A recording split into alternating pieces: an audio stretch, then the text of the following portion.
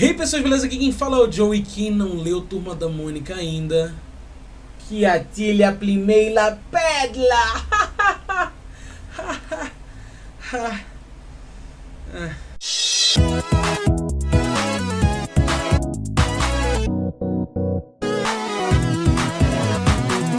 Hey pessoas, beleza? Aqui quem fala é o Joe, e sejam muito bem-vindos e muito bem-vindas ao Nerd Speaking. Hoje, para falar sobre um tema um pouco diferente, que é um tema em parceria para um trabalho de faculdade, na verdade, e aproveito para abrir o novo quadro no Nerd Speaking, um quadro para falar sobre a nerdice na forma mais crua e mais pura.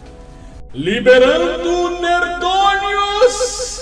Liberando Nerdônios. Que é basicamente um quadro para entrar mais profundamente no tema da nerdice, para a gente poder aprofundar um pouco no conteúdo que a gente vai debater. E para começar direito esse quadro, vamos falar, por que não, sobre a Turma da Mônica, um dos quadrinhos mais famosos do Brasil, que começou a ser produzido nos anos 60 para jornais e só nos anos 70 ganhando os quadrinhos que a gente conhece, esses gibis aqui do tamanho de uma palma. E Turma da Mônica, na verdade, é para muitas crianças, inclusive foi para mim um dos primeiros contatos com a literatura, com a escrita, que é provavelmente a primeira leitura de muitas crianças. E também uma das primeiras oportunidades de aprender de uma forma informal, de uma forma que você pode entender a partir do que esses personagens eles vivem. Por exemplo, aprender um pouco sobre moral, aprender sobre respeito, aprender sobre dividir brinquedos. Por isso que Turma da Mônica é tão importante e marcou tantas gerações. Porque não é só uma leitura engraçada, era uma leitura que ensinava de certa forma, era uma leitura que representava as crianças em questão de serem crianças num gibi e vivendo aventuras de uma criança, que vinha com essa parte também do ensinamento, de ensinar a amar, de ensinar o que era o castigo e por que o castigo era necessário, se fosse necessário, e por aí vai. Turma da Mônica também é um primeiro lugar para muitas crianças, para muita gente na verdade, um dos primeiros lugares a se ouvir falar ou se ver pessoas deficientes ou com dificuldades específicas sendo representadas. E a partir do que eles vão passando nesses quadrinhos sobre essas pessoas, essa imagem do deficiente, do cadeirante, da pessoa que tem dificuldades específicas, vai sendo desmistificada, vai sendo desconstruída para a criança ter um olhar muito mais equilibrado, com muito mais equidade, com muito mais empatia para essas crianças que também têm dificuldades específicas ou deficiências. Mas é aí que a gente começa a liberar nerdônios. Porque mesmo representando esses estratos da sociedade que geralmente são deixados de lado, tendo esse sentimento de inclusão e de participação, porque mesmo assim esses personagens e esses quadrinhos não são acessíveis. Qual a função desses personagens, afinal? Vale ressaltar aqui que minha intenção não é destruir e colocar tudo que a MSP, a Maurício de Souza Produções, já fez pra baixo, ok? Não é essa a intenção. Até porque eu sei que muitas das coisas que eles fizeram são coisas importantes, são coisas que representam de fato e trazem coisas que muitas outras produtoras de conteúdo não trazem. Mas também é válido que a gente não deixe que algumas coisas muito discrepantes, algumas coisas que não encaixam, passem batido como se não fosse nada, como se não fosse importante. É importante falar sobre isso. Tirando como exemplo uns dos gibis especiais sobre esses assuntos de acessibilidade da Turma da Mônica, que inclusive é esse Saiba Mais com a Turma da Mônica, Inclusão Social, que eu vou deixar o link na descrição porque ele pode ser gratuitamente acessado dentro do site da Maurício de Souza Produções. Tá? É de graça esses gibis. Tirando como exemplo esse gibi que fala especificamente sobre pessoas com dificuldades específicas e deficiências, que falam sobre especificamente esses personagens como o Luca, a Dorinha, o Humberto, a Tati, a gente pode perceber que os gibis não são tão acessíveis assim. E a proposta, aliás, nesses quadrinhos nem parece ser acessibilidade, não parece muito mais a difusão de alguma informação sobre inclusão social dentro de um caderno infantil. É só a informação sobre a inclusão social. Inclusão social assumindo que essa pauta que eles produziram esteja certa, esteja correta sobre esses personagens, sobre essas pessoas da vida real que têm deficiências ou dificuldades específicas, o que muitas vezes nem é o caso. A própria construção dos personagens da turma inclusiva, como eu vou chamar, é muito parcial e muito distorsiva, que pode acabar caindo nessa repetição de preconceitos, de estereótipos. Por exemplo, se é cadeirante e gosta de basquete, se é índio, é americano e dança a dança da chuva, se é surdo-mudo, vive se enfiando em confusão porque não escuta, e por aí vai. E acaba reforçando essa construção, acaba reforçando esses estereótipos, mesmo se propondo a ser inclusivo. Para esse vídeo aqui não ficar muito enorme, eu vou falar sobre 3 personagens especificamente da Turma da Mônica, que são personagens com deficiências ou dificuldades específicas. Primeiramente, vou falar sobre Humberto, que é o primeiro personagem com deficiência que foi incluído na Turma da Mônica, que ele foi um personagem lançado em 1960, inclusive junto com Jeremias, um dos únicos personagens negros da Turma da Mônica. E até os anos 80, Humberto só fazia ponta nas histórias, ele só, ficava ali de canto, personagem secundário, terciário da Turma da Mônica. Quando ele finalmente ganhou as histórias dele, algumas revistas que eram dedicadas para ele, as histórias dele, por ele ser surdo-mudo, giravam em torno dele se meter em confusão, dele se lascar porque ele não estava ouvindo, porque ele era surdo, ou porque ele não estava entendendo o que os amigos dele estavam falando, e ele acabava não seguindo as instruções que todo mundo estava seguindo. Ele acabava, caindo num buraco, sendo atropelado, levando coelhada, e por aí vai, por ser surdo e mudo. Então, a imagem que era passada de Humberto era aquele personagem desligado, desatento, que não estava prestando atenção no que estava acontecendo ali ao redor dele. Inclusive, nesse quadrinho da inclusão social, Humberto tá nesse quadrinho e em muitos quadros desse quadrinho tem uma interrogação. Como se ele não estivesse entendendo o que os amigos dele estavam falando, sobre que assunto estava sendo tratado na sala de aula desse quadrinho. Então, assim, é um personagem desligado, um personagem que não entende o mundo por ser surdo-mudo. Quando a Turma da Mônica começou a procurar ser mais inclusiva e trazer revistas dedicadas à inclusão social, as histórias de Humberto começaram a mudar um pouco. Teve inclusive um gibi lançado que o nome é Aprendendo a Falar com as Mãos, que ele ensina a turma a linguagem dos sinais. E é uma iniciativa muito boa da Turma da Mônica. O problema é, depois que essa iniciativa passa, Humberto volta a ser aquele personagem desligado que sempre se lasca no final porque não tá ouvindo, porque não tá falando.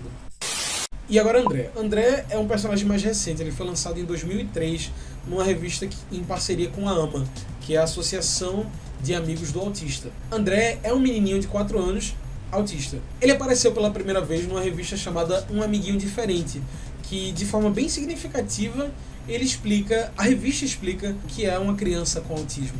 E é muito interessante que eles vão tentando criar aquele diálogo infantil para crianças entenderem como funciona o autismo. O problema de verdade do personagem começa a surgir na animação que eles criaram logo em seguida que eles lançaram o quadrinho.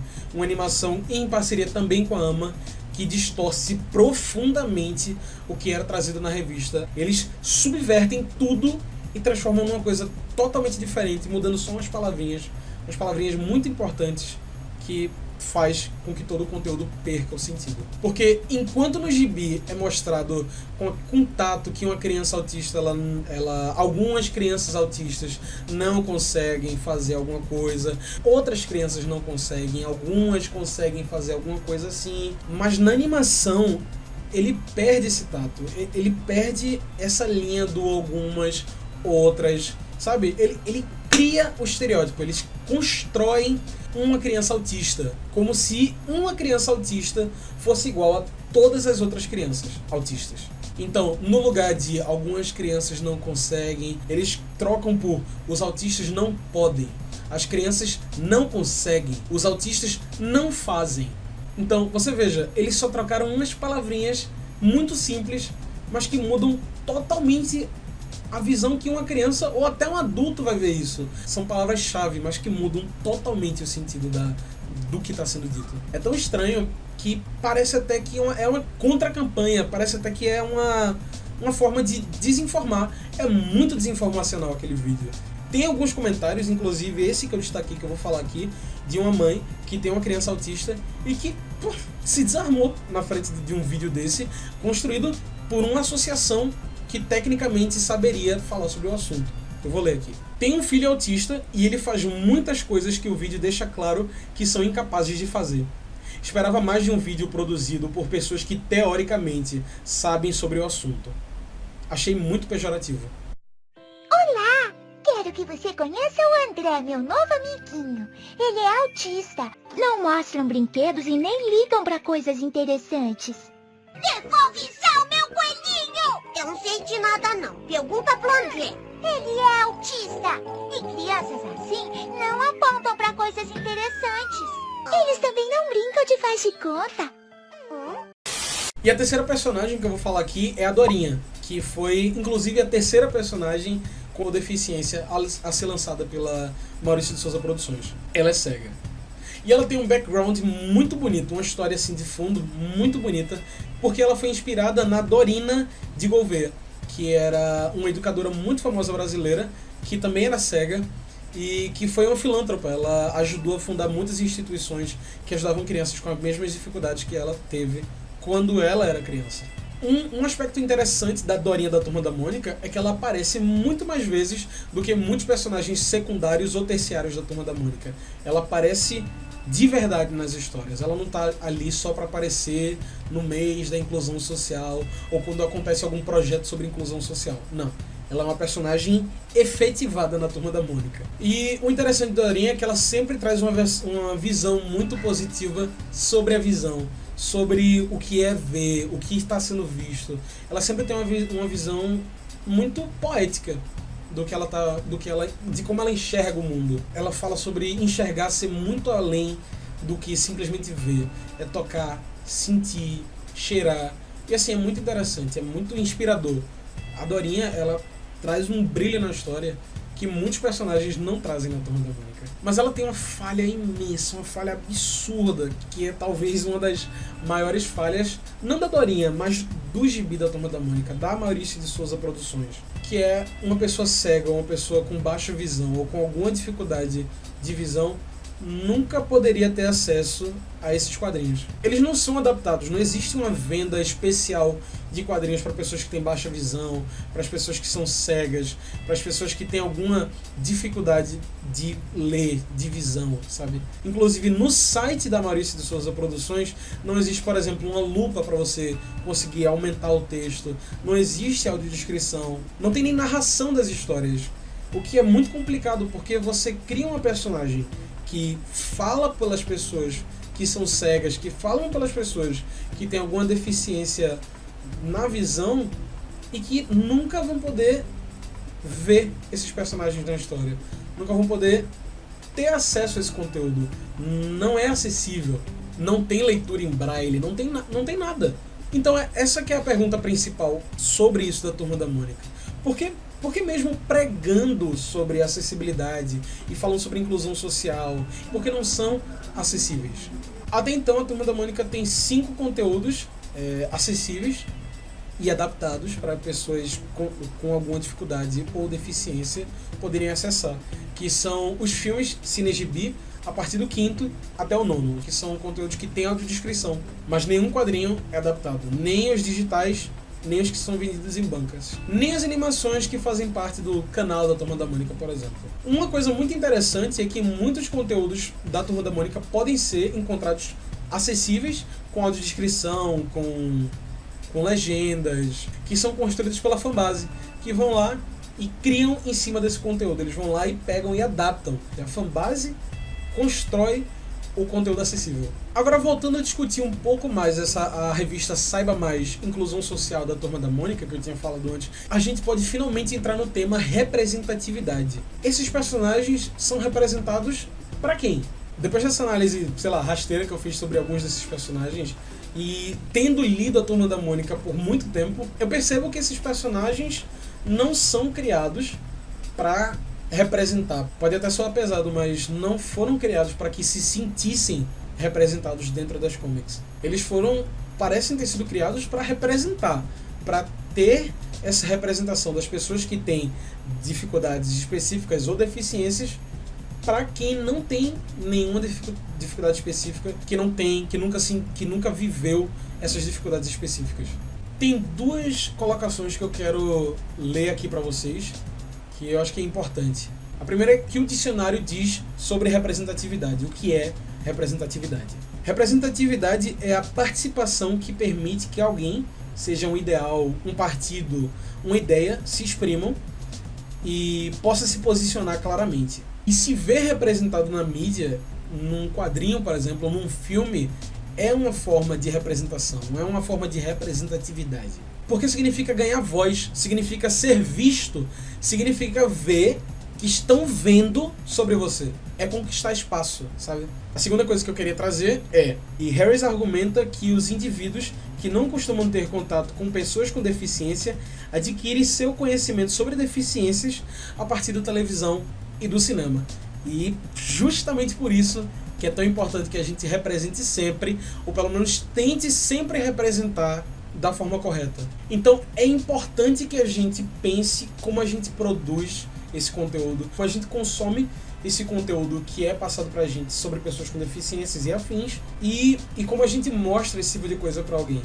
Porque uma simples palavra muda todo o olhar e toda a forma que está sendo passada alguma informação ou alguma desinformação. E é por isso que é importante liberar nerdônios de vez em quando, não é mesmo? Então é isso, pessoas, eu espero que vocês tenham gostado desse vídeo. Se vocês gostaram, por favor, não se esqueçam de se inscrever, de curtir. E se eu cometi algum erro na minha fala, se eu usei algum termo que eu não deveria ter usado e eu, sei lá, fiz alguma besteira, pode me corrigir nos comentários, porque é pra isso que estamos aí, né? Estamos aí para aprender. E se você quer mais vídeos para Liberando Nerdônios, comenta aí, comenta sobre o que você quer que eu traga pra gente falar aqui no Nerd Speaking. E é isso, pessoas. Se você gostou, não esquece de se inscrever e de curtir. Aqui foi o Joe e esse é o Nerd Speaking.